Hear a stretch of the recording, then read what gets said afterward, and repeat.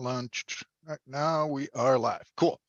All right, my name is Chris Berry, certified financial planner and certified law attorney with Castle Wealth Group, where we do legal, financial, and tax planning.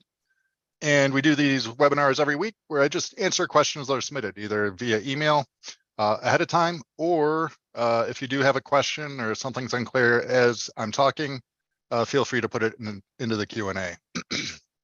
And with these, I always start with a positive focus, just something positive that happened over the last week or so. It's been maybe 2 weeks since we had a webinar.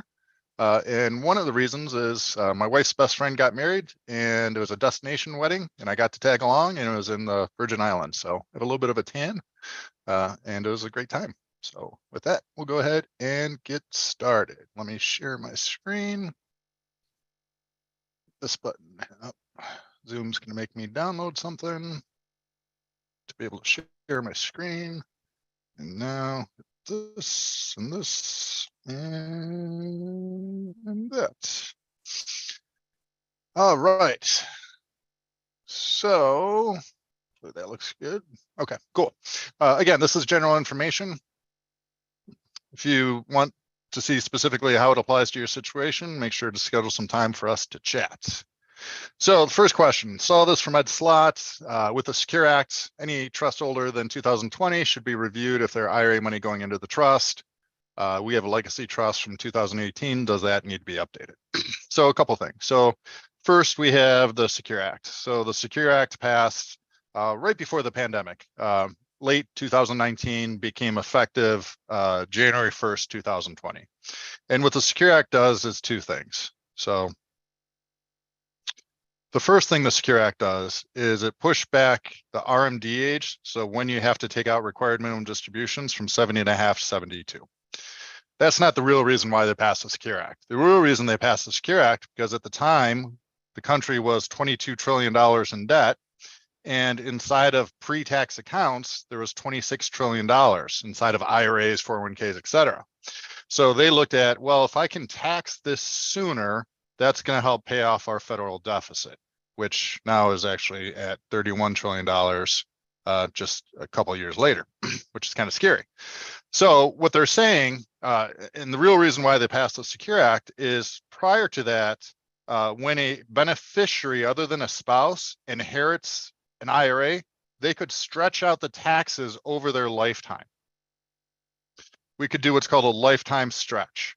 So if you left money to a 21-year-old, basically they would look at life expectancy and maybe 1% would come out per year for the rest of their life. And as they get older, the percentage actually goes up. At 70.5, it was roughly it was 3.65% would have to come out. But the big thing is just think of it as when the kids inherit the money, pre-tax dollars like IRAs, they could stretch out paying the taxes over their lifetime. Now, whether they did or not, that's up to them, or it's up to what the trust said. But why they passed the Secure Act, and it's hilarious, they called it secure because it's actually, it should have been like, we're taxing it should be called that we're taxing your IRAs, beneficiary IRAs. It basically killed the stretch, where now at most, when the kids or beneficiaries or anyone other than a spouse inherits a pre-tax account, they have to pay the taxes anywhere from right away or by year 10. And there's some other rules that go along with that, like whether they have RMDs over that period of time or not, but that's not really important to the question.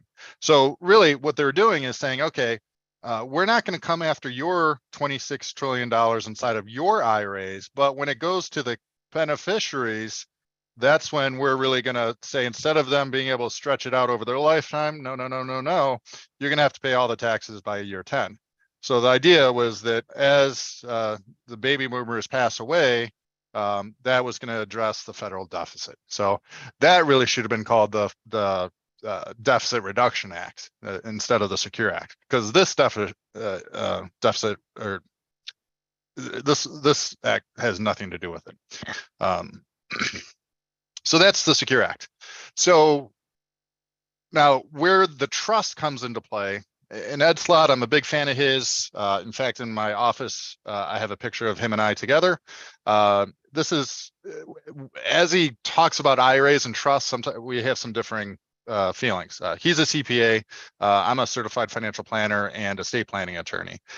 So he sees when people screw things up from a tax perspective, but as long as you don't screw things up, you should be golden. And so the question here is, okay, we did a trust in 2018 prior to the Secure Act. Should it be updated?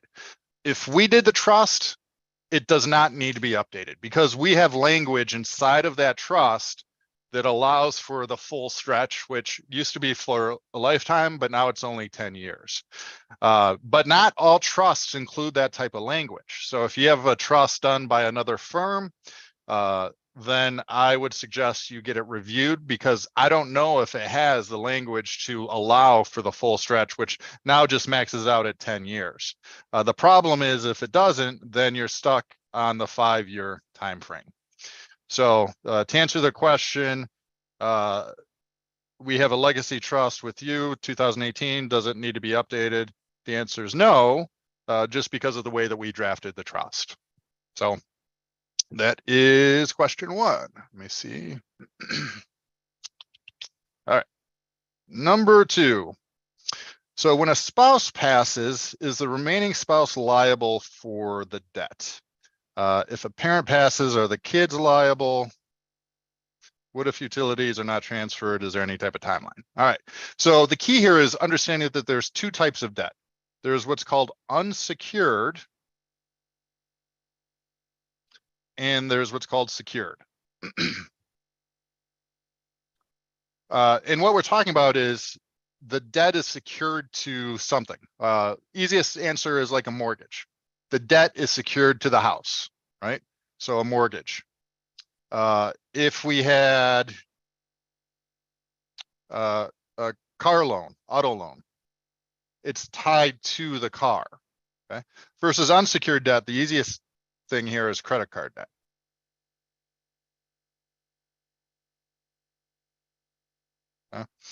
So whenever anyone passes away, it's not whether they're a spouse or a kid or anything like that. It's whether this was unsecured or secured debt.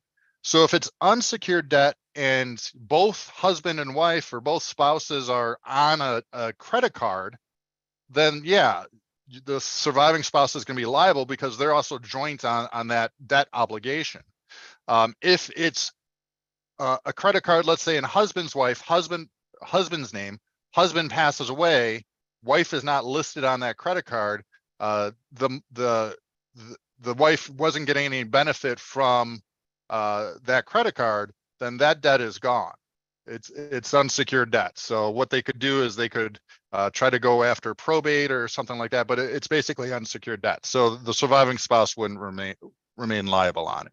So the only thing that the surviving spouse would remain liable on really would be anything secured, like a mortgage. Okay, if you don't pay off the mortgage, then they can take the house, or if you don't refinance, they could take the house. Similarly with the auto loan. With regards to medical bills, typically what they say is that that's for the benefit of both. And then what about kids? Kids are not liable for the debt of their parents, so that's not anything you need to worry about. The only thing would be, again, secured debt. Like if the kids inherit the house, but there's a $100,000 mortgage on a $300,000 house, then the kids would have to either use inheritance money to pay off the mortgage, refinance it in their name, or the bank would foreclose on it if that mortgage wasn't satisfied. Because what happens is there's a due on sale clause. Okay, the mortgage company made a deal with the parent. The mortgage company doesn't know the credit history of the child, so the child could refinance. And that said, technically the timeline is like kind of like within 30 days or whatever the mortgage says. But back when there was a bunch of foreclosures in 2008, the mortgage companies and the banks, they're just happy to get a check. So there were situations where you could, like mom would pass away and the kid would just keep sending in a check for a year before trying to refinance or anything like that. So no big issue there. So again, it's not like, is it a spouse? Is it a kid? Are they liable? It's more about, is it a secured or unsecured debt? And then what if utilities are not transferred over? Is there a timeline? I would do it sooner rather than later. It's going to really depend on each kind of institution. And like I said, initially with mortgages, like it triggers a due on sale clause. So technically it should be done within whatever the contract says.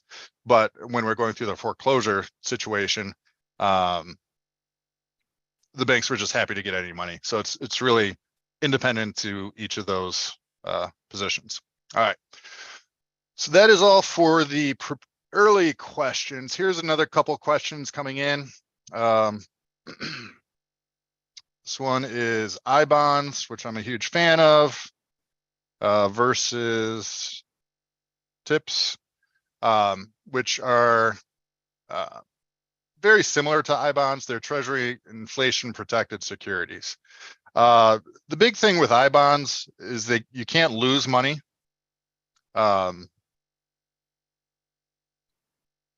Can't lose, versus the TIPS, you can potentially lose value of your growth. You can't go below what you put in.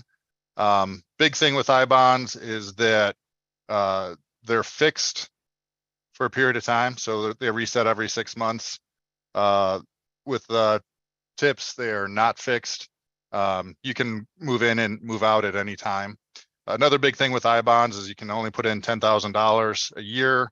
I think TIPS, you can put in like 5 million or something like that.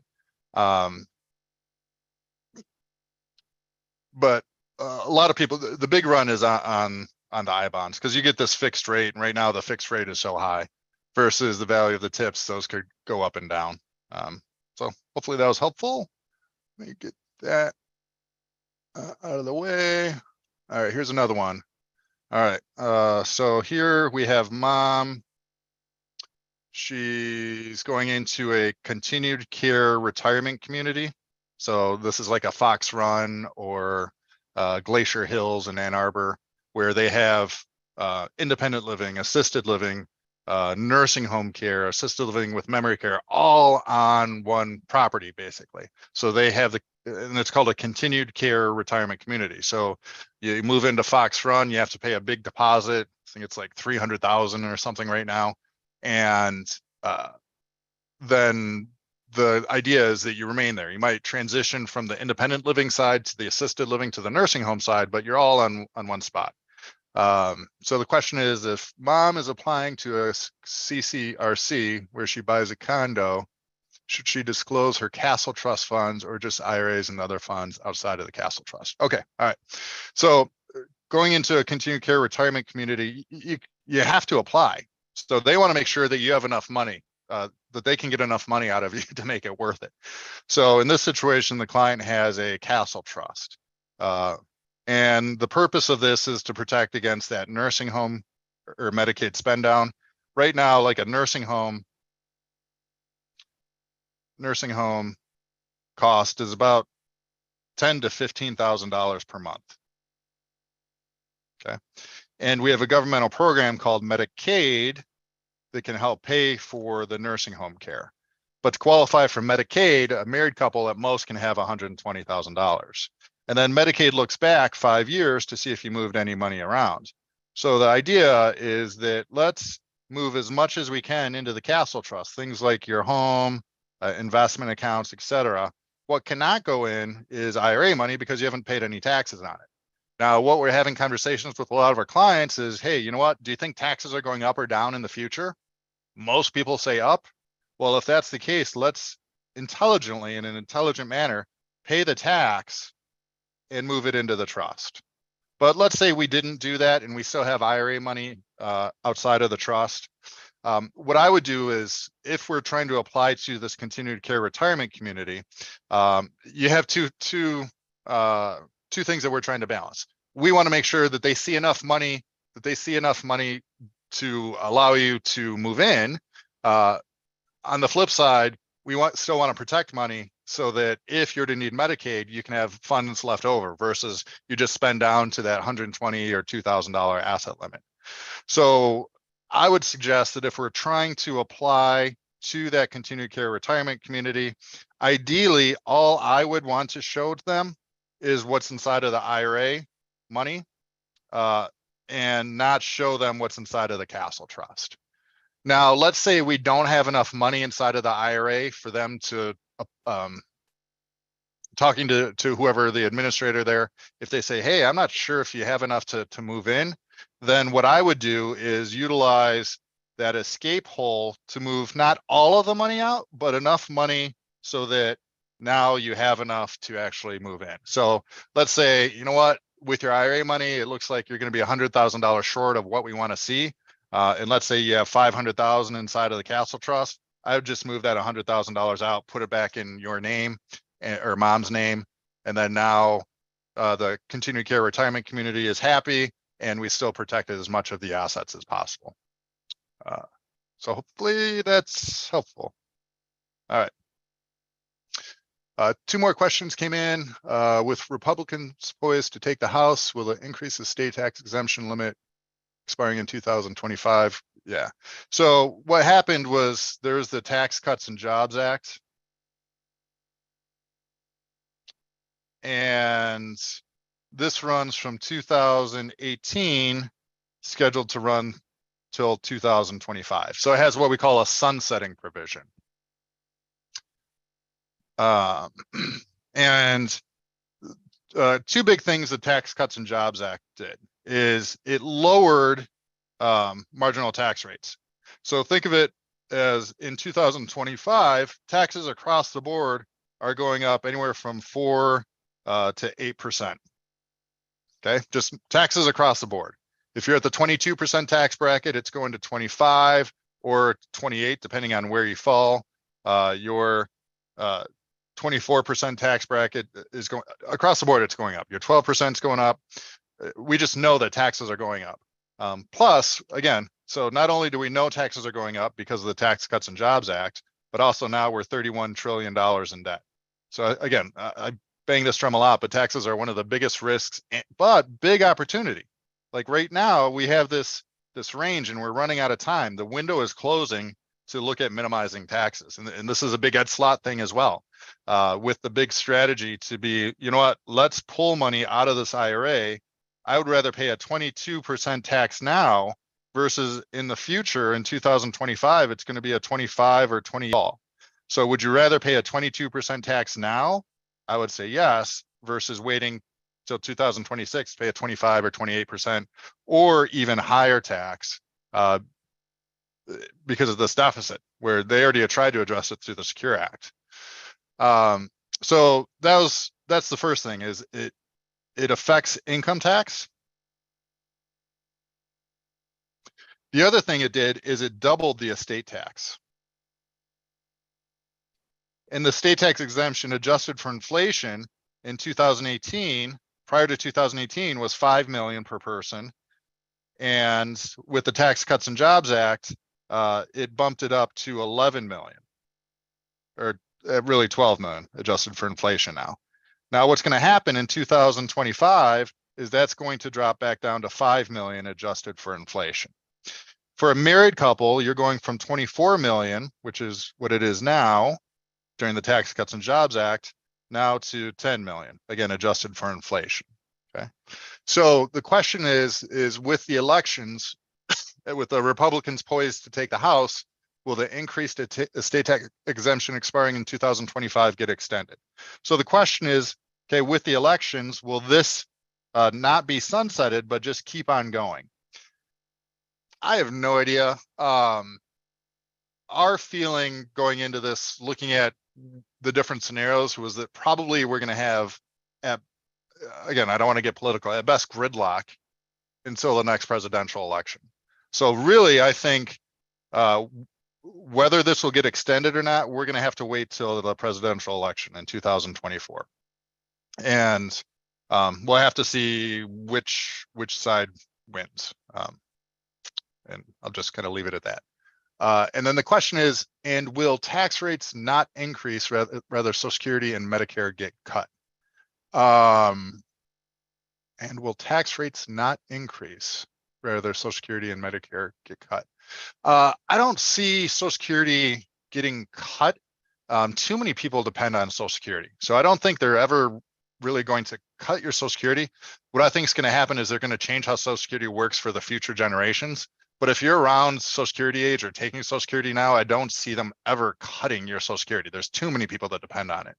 So, but that's the trade-off, is that, okay, we have this $31 trillion debt that just keeps going up.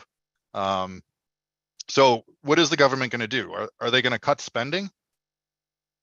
Okay, neither side's done that really, right? They just spend on different things. Are they going to print money to pay it off? Well, what does that do? That leads to more inflation, which is one of the big issues we're dealing with now, right? So one way or another, like, this has to be addressed, okay? They were trying to address it with the Secure Act, and then the pandemic happened and it just went out of control. So so are they going to cut Social Security and Medicare? I don't see them being able to do that. Too many people depend on that. I think the latest statistics is that made up 40% of most people's retirement income. And the crazy thing about Social Security is that when it was instituted in I think past 1934, if I'm not mistaken, full retirement age was at age 65. Now it's at 67. But the average life expectancy at that time was 63. So you're supposed to pass away 2 years before you start collecting Social Security. Now with people living to the 80s, 90s, my oldest client passed away at 107. Social Security really wasn't built to do what it's doing now. But that said, way too many people depend on Social Security. I can't see them cutting Social Security. For some people, that's their only source of income in retirement. What other governmental program is going to cover that? Like if they're destitute. So I don't see them cutting Social Security. That's where, like, neither side's cutting spending. So, and we're so used to this lower tax bracket, like prior to the 80s, it wasn't this low. So that's why a lot of people, Ed Slott included, think that taxes have to go up in the future. And so that's why we've been banging that drum. If you have pre-tax accounts, having some type of IRA exit strategy. So we've been working with clients on that really a lot at the end of the year, looking at their tax returns, figuring out how much money to pull. So that's all the questions I have this week. If you do have any more questions, I'll give you a second to put it in the Q&A. But otherwise, we will be back next week. Let's see. Okay. All right. We'll call it a day.